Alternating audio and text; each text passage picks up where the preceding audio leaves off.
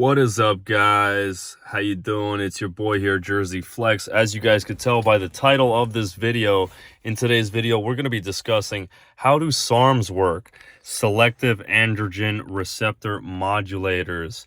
So obviously SARMs is something that has grown to be very popular in today's day and age because a lot of you younger guys out there that aren't too experienced with anabolics or steroids have been looking into the idea of doing SARMs to avoid or evade or have less side effects that you typically find with steroids. A lot of the people that typically take SARMs are either people that are trying to complement the or maximize what a steroid is going to do for them, or somebody who is not willing to partake in the activity of steroids and wants to have some of the benefits that steroids can give in terms of muscle building and athletic performance. Before we dive into all that, as you guys know what this video is all about already, go down, hit that subscribe button, stay tuned to this channel. I appreciate all your love and support. It means a lot to me. So hit that subscribe button, and before we get into this topic of discussion, we're gonna roll that freaking intro. Boom! Maybe it's a new beginning. Maybe it's the start of where it ends. I know. There's no going back, and I'm loving the chase.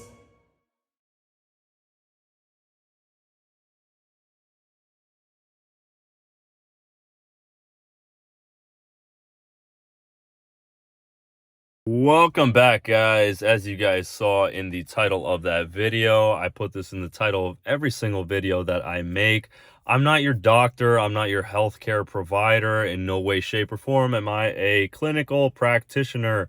If you are considering trying, using, abusing, or doing any of these compounds, or if you're as dumb as I am to try SARMs or anything of that nature, please contact your doctor first, and don't do anything that I discuss in this video on your own terms or on your own behalf without consulting a medical practitioner first. So that being said, let's get into the topic of discussion, which is SARMs, selective androgen receptor modulators, something that has become extremely popular in the past 10 years, I would like to say, but they've been around for a little bit longer than that. The main reason that SARMs have come into the picture of anabolic usage is mainly to move away or steer clear of the usage of HRT or TRT. A lot of people don't want to be injecting testosterone, so they move towards the usage of SARMs. Which is the main reason why they've grown such great popularity. Is you take a capsule or drop it under your tongue, and that's kind of it. That's kind of how they work in terms of administration. There are injectable forms of SARMs, and the reason why some of you may ask, well, why would you inject it if you could just pop a pill or take a dropper? Reason being is because people want to avoid liver toxicity. So when something is injected, it typically invades the liver and runs strictly and solely through the kidneys. So, and then excreted out in your piss and urine. So yeah, that is the main reason why they've grown popularity, or the main reason someone may inject.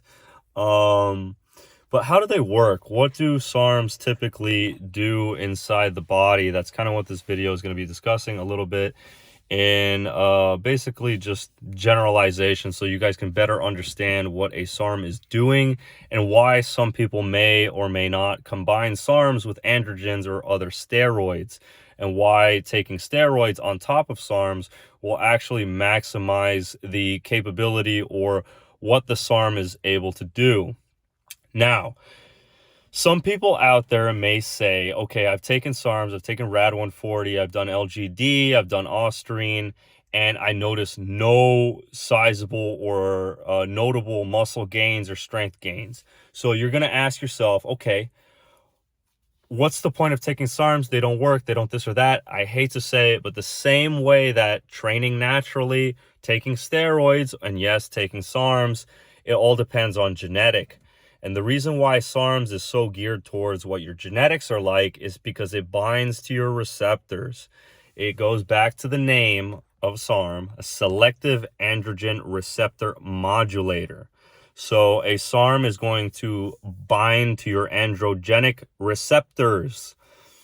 If you have poor receptors in your body or low receptors to begin with, these SARMs are not going to be capable of doing 100% what they are supposed to do, or they're not going to give you the result you had in mind because you have bad genetics in terms of receptors.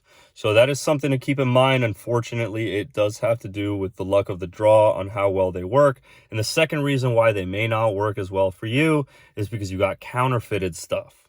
So some people like to give you fake dropper, fake capsule with caffeine and sugar inside of it.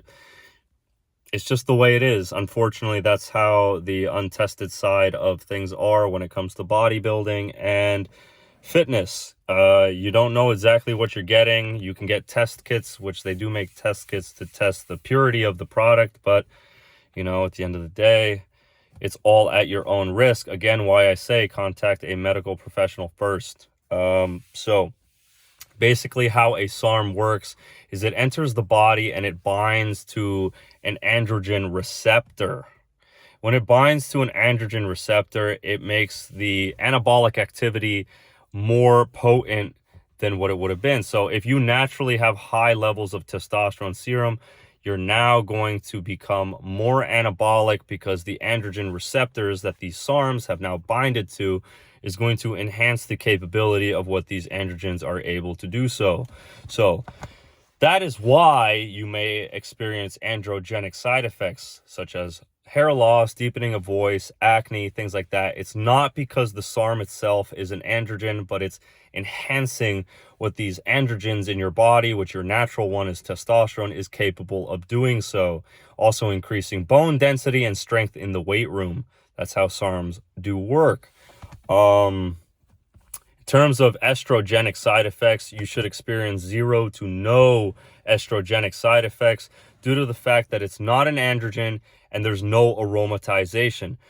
It will not convert to estrogen. You're not going to experience estrogenic side effects or gyno. It's just how it is. Some people claim that they do. I don't know what the heck that's all about. Maybe it's all in your head. I don't know.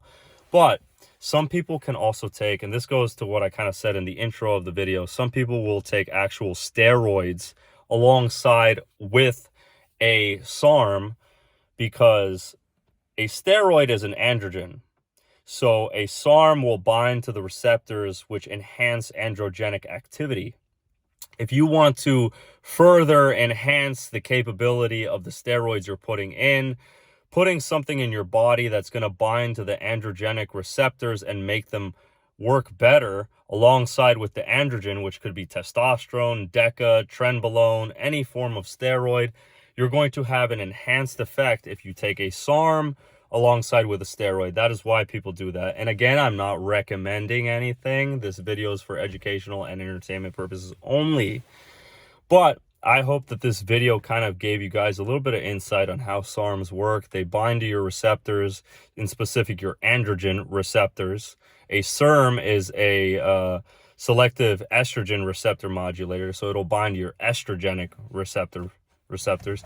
So that's something different. A SERM is different than a SARM, but that's what SARMs do, because that's typically what us bodybuilders will take, something that binds your androgen receptors to make the androgenic and anabolic activity more effective in the body. Examples are RAD 140, LGD, Ostarine, YK, SR, all those things. So hope you guys enjoyed this video. Go down, crush that subscribe button. Stay tuned. Till next time, it's your boy, Jersey Flex. Roll that freaking outro. Boom. No!